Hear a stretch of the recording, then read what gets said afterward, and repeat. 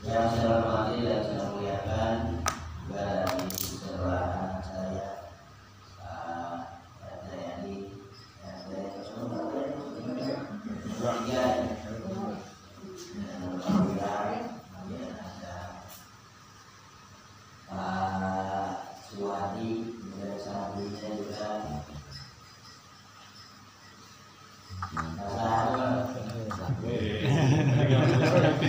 kasihan sama Ustaz.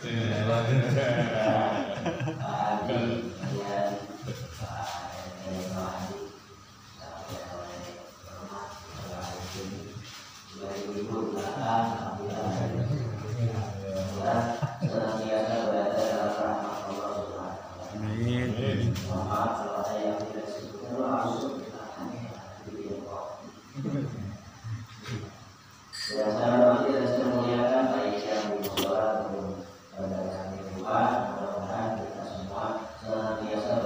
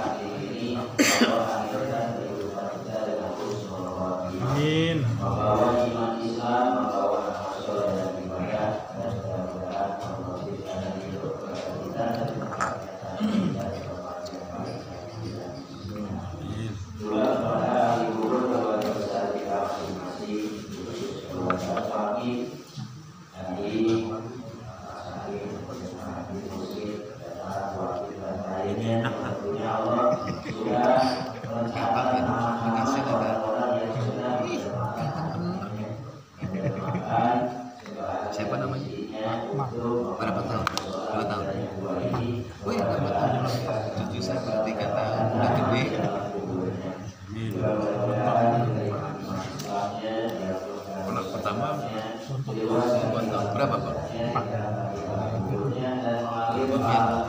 Berapa biar?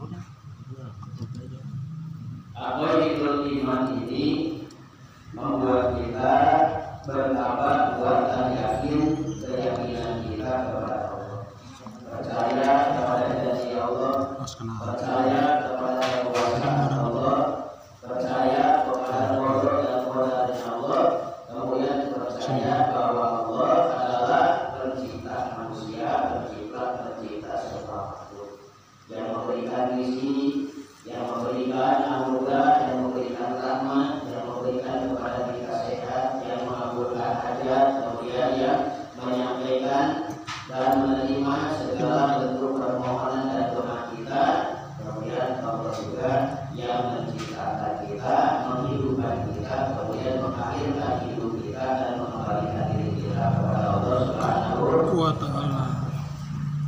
Sifat yang ke-11 adalah sifat sama. Sama itu artinya Allah mendengar. Allah mendengar. Allah mendengar kepada makhluk-makhluknya. Semua makhluknya didengar oleh Allah Subhanahu wa Ta'ala. Dan pendengaran Allah tidak sama dengan pendengaran makhluknya. Sehingga di sini kita meyakini bahwa ketika kita mendengar bahwa Allah itu mendengar, berarti mendengarnya Allah beda dengan mendengarnya kita, beda dengan mendengarnya makhluk, beda dengan mendengarnya manusia, beda mendengarnya seperti binatang dan lain-lain makhluk ciptaan Allah Subhanahu wa Ta'ala. Wa yajibu fi haqqihi ta'ala as-sam'u. Sifat sama artinya Allah mendengar. Wal basaru, dan sifat basar Allah melihat.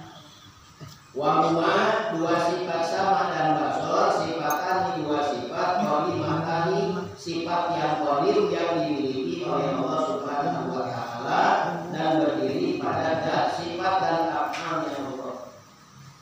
Yang kasifu terbuka bihima dengan sifat sama dan basar al-mawjudu, semua seluruh mawjud. Jadi sifat sama, sifat basar, mendengarnya Allah, melihatnya Allah, itu bisa melihat, bisa mendengar dari semua makhluk, semua mawjud yang Allah ciptakan. Bahkan jangan sampai yang bersuara, yang tidak bersuara pun Allah sampai tahu. Seperti innallaha alimu bidzati sudur. Allah itu mengerti, Allah itu paham, Allah itu tahu, Allah itu melihat apa yang ada dalam gerakan hati, gerakan yang tidak bisa dilihat oleh pandangan basar, pandangan mata kita, dan juga tidak bisa didengar oleh pendengaran kuping telinga. Coba ada yang pernah mendengar getaran hati? Gak ada, karena hati ini adalah rasa. Rasa tempat berbolak-balik ke setiap macam urusan. Sehingga dengan hati kita bisa memilih, bisa memilah serta membedakan mana yang baik dan mana yang buruk. Makanya orang yang dipilihkan hatinya hidup, dia bisa memilih dan dia bisa terpilih dan dia juga bisa menjadikan pilih memilih di dalam kalbnya mana yang bisa bermanfaat di dalam hidup.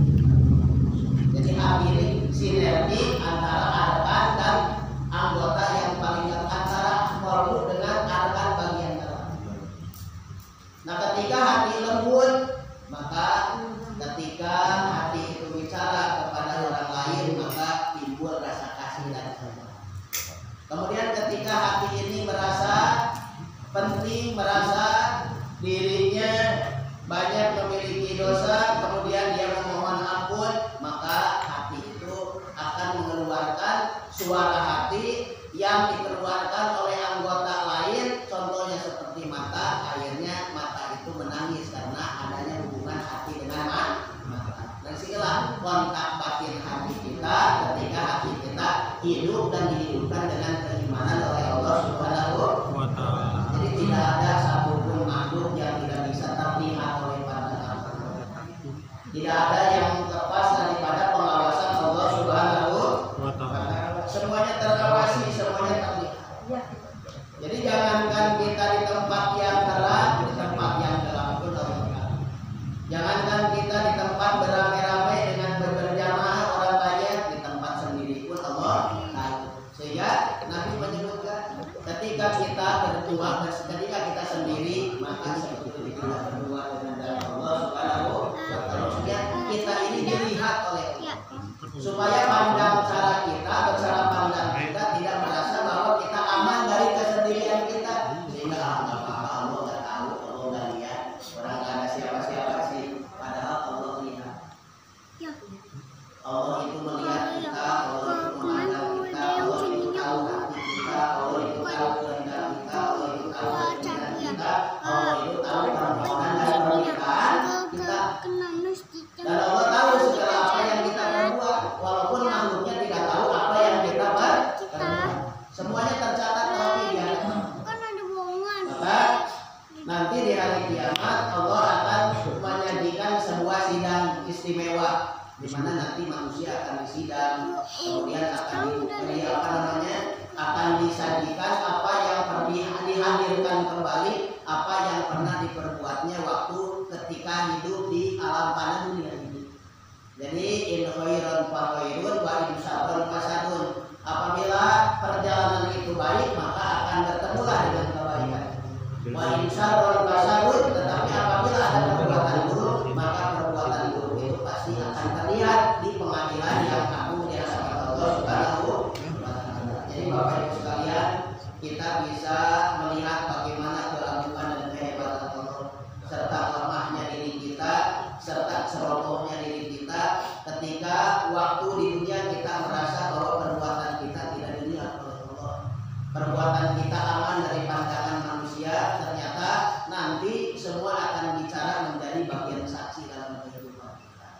Termasuk Bapak Ibu sekalian, bagaimana hebatnya Allah mencari saksi yang nyata. Kemudian kita tidak bisa berbicara berdiam diri seribu bahasa, karena kita tidak bisa menentang apa yang Allah berikan sebagai pertanyaan, kemudian kita tidak bisa menjawabnya, ataupun kita menjawabnya kemudian kita mendustakannya, tetapi ternyata ada saksi lain yang memberikan kebenaran tentang keburukan yang pernah kita lakukan, atau membenarkan tentang kebenaran yang pernah kita lakukan.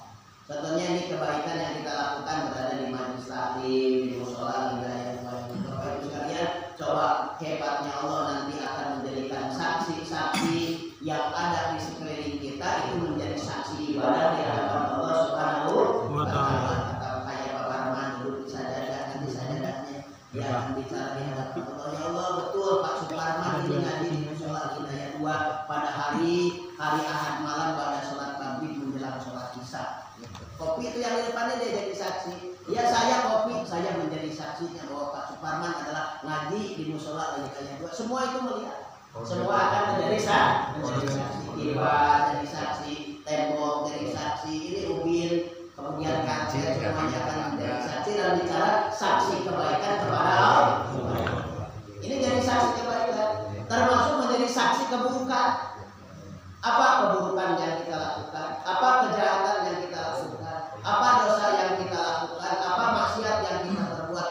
semuanya itu akan disaksikan walaupun kita membantah ketika Allah menanyakan itu semua kepada kita.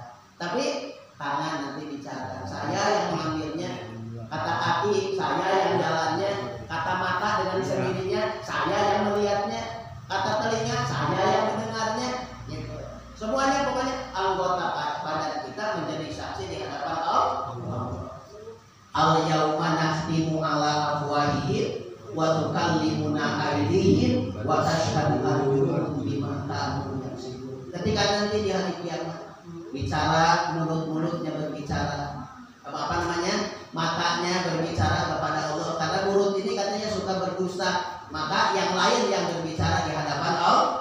Matanya berbicara kepada Allah, menyatakan bahwa benar dia berbuat dosa. Kemudian telinganya berbicara kepada Allah bahwa betul dia berbuat dosa. Kemudian kakinya dia berbicara kepada Allah bahwa dia adalah saksi dosanya. Semua, termasuk pohon, termasuk termasuk bumi, termasuk jalan yang dia injak, termasuk kendaraan yang dia pakai, termasuk pakaian yang dikenakan. Semuanya itu akan bicara menjadi saksi buruknya ketika berbuat buruk, tetapi juga akan menjadi saksi baiknya ketika berbuat baik. Kopi Pak, ada. Kopi ini saksi ya. Ya Pak, saya diangkat waktu itu, dia akan bicara kepada Allah bahwa kopi menjadi saksi, minuman menjadi saksi, hidangan menjadi saksi. Mungkin manfaatnya saat ini adalah mereka menjadi panganan kita, menjadi minuman kita, tapi ternyata di sisi lain mereka menjadi saksi ibadah kita di hadapan Allah Subhanahu wa Ta'ala. Bapak Ibu sekalian yang dirahmati oleh Allah, keyakinan kita bahwa Allah memiliki sifat sama dan sifat pasor seperti Allah firmankan di dalam surah Al-Anbiya, di dalam surah Al-Baqarah juga, bahwa Allah menyampaikan wallahu sami'un alim. Allah itu mendengar, Allah juga mengetahui apa yang dilakukan, apa yang diperbuat oleh manusia, oleh makhluk. Wallahu basirun bima ta'malun. Kemudian Allah juga melihat terhadap apa yang engkau kerjakan. Ini menyatakan bahwa tidak ada satupun dari perbuatan kita, dari amal kita, kecuali Allah melihatnya dan juga Allah mencatatnya lewat malaikat kita.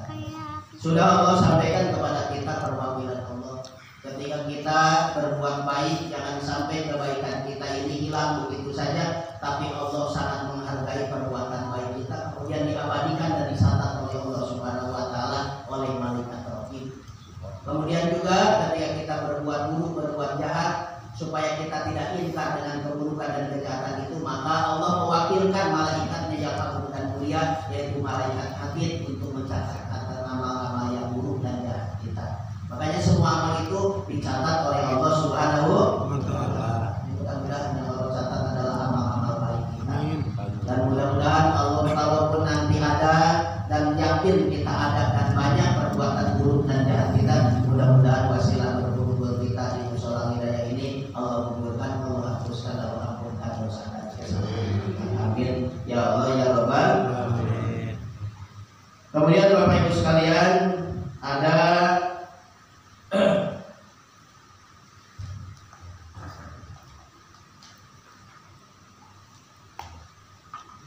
satu tambahan dari makalah ini. Wa'lam, dan ketahuilah annalisami ada annalisama, bahwa sesungguhnya bagi sifat sama wal basor dan bagi sifat basor salah satu ada tiga, salah satu ta'alluqatin ada tiga ta'alluq, ada tiga hubungan, ada tiga hubungan yang mendasari hubungan sifat sama dan sifat basor. Yang pertama tanzizian qadiman, pertama disebutnya tanzizi qadim. Disebutnya apa Pak? Disebutnya tanzizi qadim. Apa yang disebut dengan tanzizi qadim? Wa huwa at-ta'alluqu bidzatillahi ta'ala wa sifatihi. Jadi tanzizi qadim ini segala sesuatu yang berkaitan dengan sifat Allah Subhanahu wa Ta'ala, ini disebutnya tanzizi qadim. Contohnya agungnya Allah, kudratnya Allah, esanya Allah, kuasa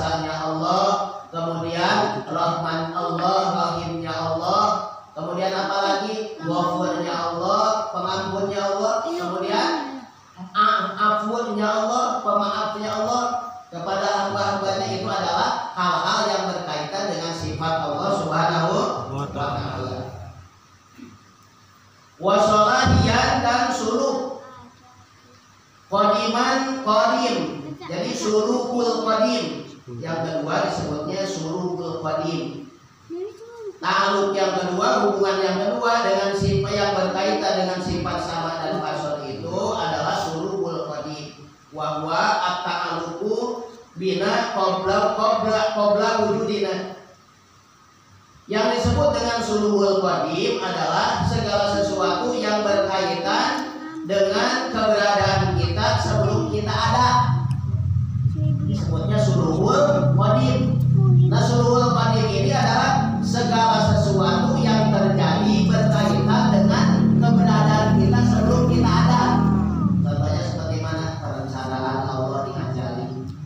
Kemudian adanya kita di rahim seorang ibu dalam masa 9 bulan lamanya. 9 bulan 10 hari. 9 bulan 10 hari di dalam rahim seorang ibu. Kemudian lahirnya kita di alam mana dunia ini. Nah, itu disebutnya adalah suruhul qadim. Kemudian yang ketiga ada yang disebut tanjizi hadis. Kalau tanjizi hadis adalah segala sesuatu yang berkaitan dengan makhluk, dengan kita setelah kita ada. Setelah kita ada, apa yang terjadi setelah kita ada? Contohnya setelah kita ada kita hidup. Mas Maulana ya. Jadi setelah kita ada Allah berikan kita hidup. Kemudian Allah berikan kita rizki. Allah berikan kita kekuatan.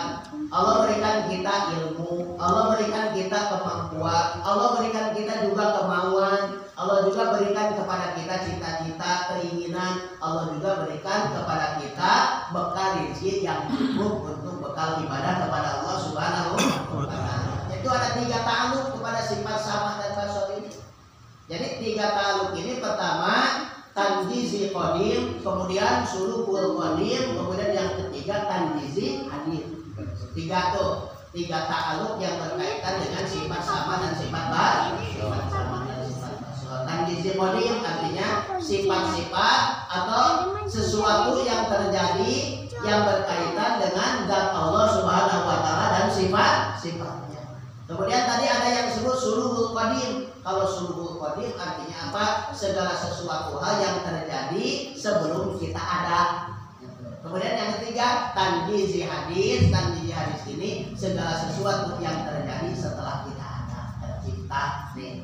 Setelah tercipta ada rasa, kemudian ada perhatian, ada keinginan, ada hajat, ada kebutuhan, ada keperluan, ada keimanan, ada keyakinan, ada kepercayaan, ada juga rasa di mana kita menerima terhadap apa yang Allah berikan. Disebutnya syukur waktu kita ada, kemudian bersabar ketika kita tidak ada. Ini juga hal yang terjadi setelah kita wujud, setelah kita ada, setelah makhluknya ada, yang disebut dengan tanjizi hadis.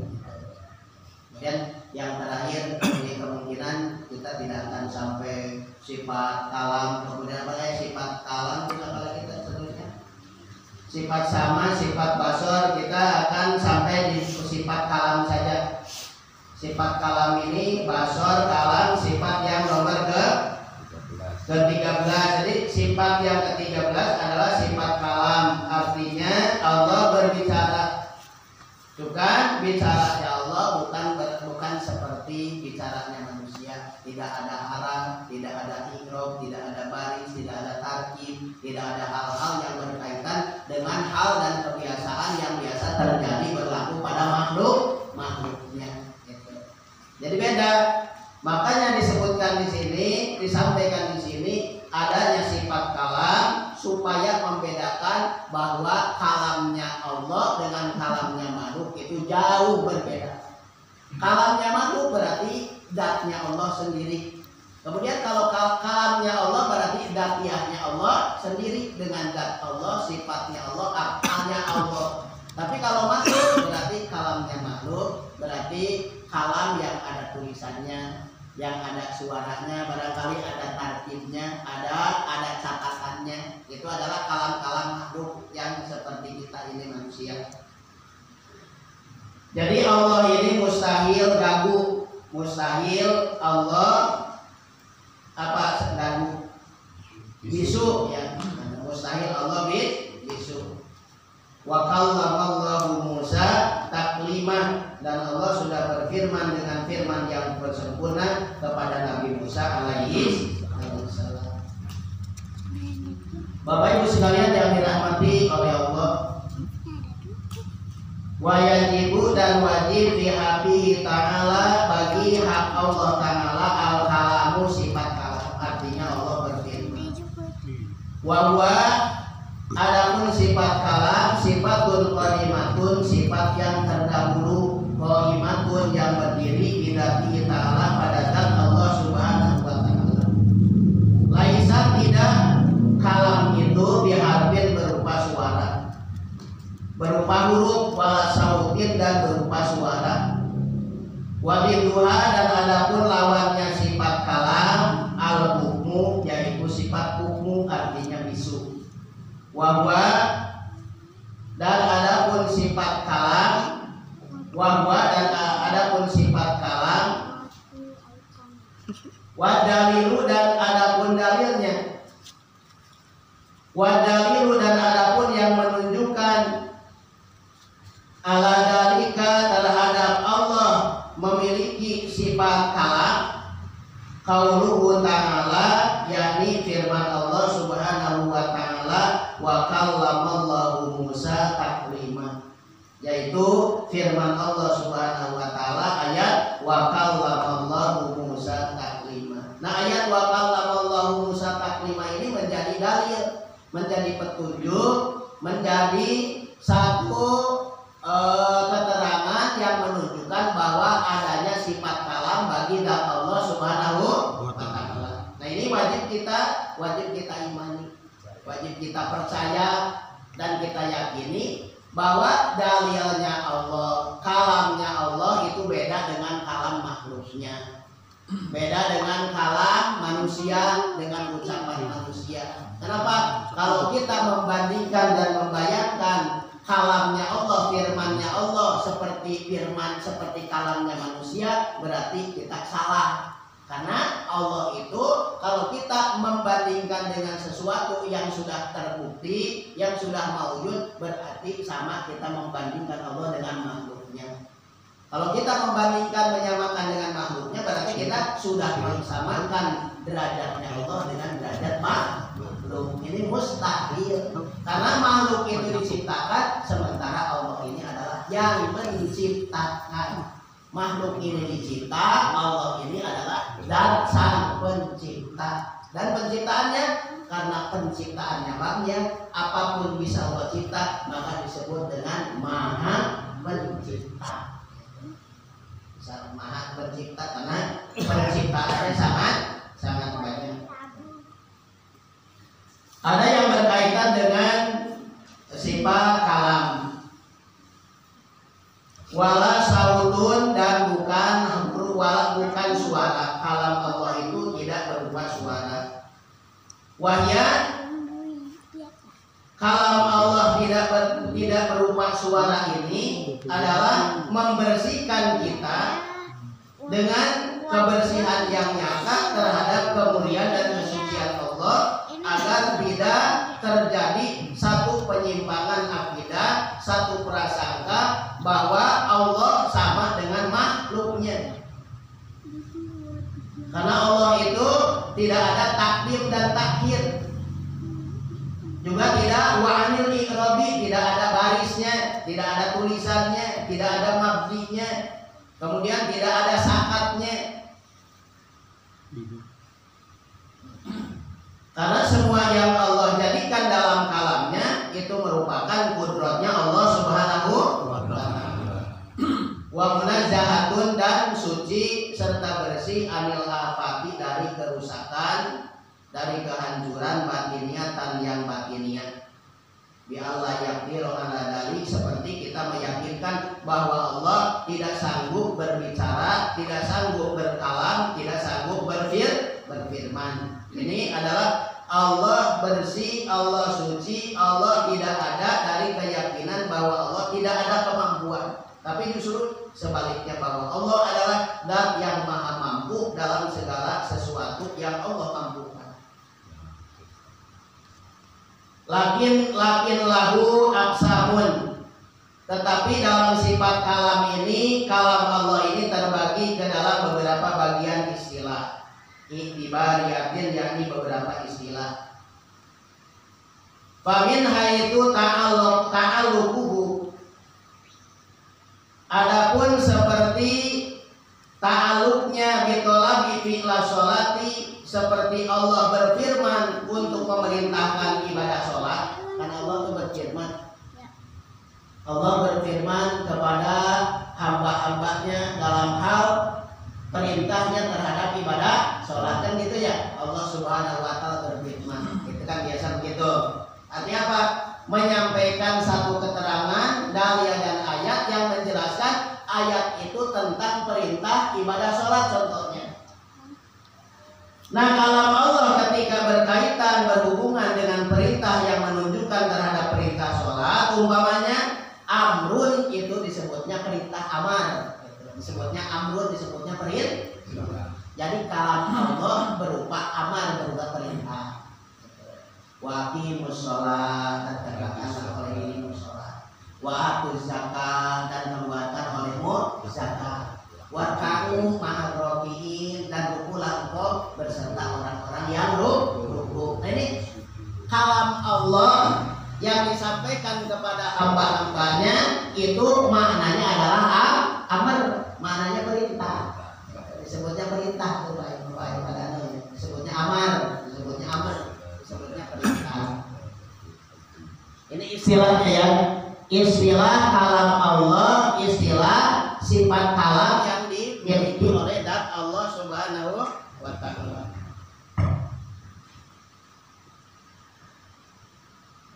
Kemudian yang kedua, wa min haitsu ta'alluquhu bi talabi tarki zina.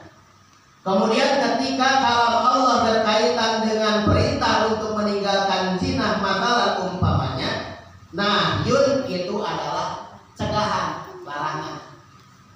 Nah, sekarang kalam Allah, firman Allah, contohnya Al-Quran. Kemudian yang menyatakan di dalam Al-Quran itu ada perintah untuk menjauhi zina, wala taqrabuz zina, dan jangan kau dekati zina, fa innahu kana fahisha. Karena zina itu adalah satu perbuatan tercela dan akan menghancurkan hidup bagi seseorang. Innahu kana fahisha wa sa'a sabila, dan seburuk-buruknya jalan. Nah, ketika Allah berfirman tentang larangan untuk mendekati zina, maka nahyun disebutnya adalah cegahan, larangan. Nahyun, nahyi, maka disebutnya nahyun, disebutnya nahyi. Makanya disebut ada amar ma'ruf, nahyi munkar. Amar berarti perintah, ma'ruf terhadap kebaikan, nahyun anil munkar, mencegah atau melarang dari keburukan dan kejahatan. Istilah yang kedua dari kalam Allah, dari sifat kalam Allah. Tadi sifat yang kedua, wa min haitsu ta'alluquhu bi talabi tarki zina, makalan dia nahyun. Wa min haitsu ta'alluquhu bi anna fir'auna fi'la kada wa kada, makalan khobar. Namun ketika Allah menceritakan, ketika Allah menyampaikan di dalam firman-Nya, di dalam kalamnya, kemudian kalam Allah itu menceritakan contohnya seperti Fir'aun ketika itu akan ditenggelamkan di Laut Merah, khobarun, maka itu disebutnya khobar. Khobar itu artinya berita. Ada khobar, itu disebutnya khobar. Jadi khobar ini adalah firman Allah yang berkaitan dengan sebuah cerita, gitu. Sebuah kabar, kan kabar ya, ada surat kabar gitu, surat berita. Sudah berapa tuh Pak istilahnya? 3. Jadi 3 istilah dari sifat kalam Allah Subhanahu wa ta'ala. Pertama tadi apa? Amar. Kemudian kedua nahyun. Yang ketiga khobar. Amar,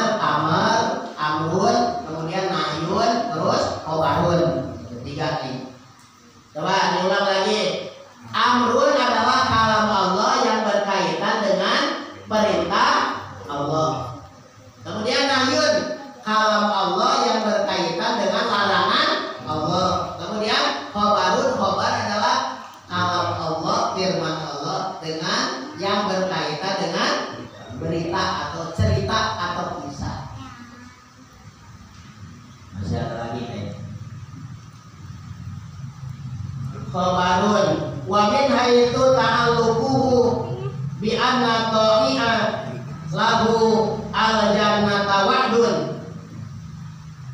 Dan apabila kalam Allah itu ta'alluqnya dengan firman Allah dalam sebuah berita bahwa orang yang taat kepada Allah akan dimasukkan ke dalam surga, wa'dun itu disebutnya wa'ad, disebutnya janji.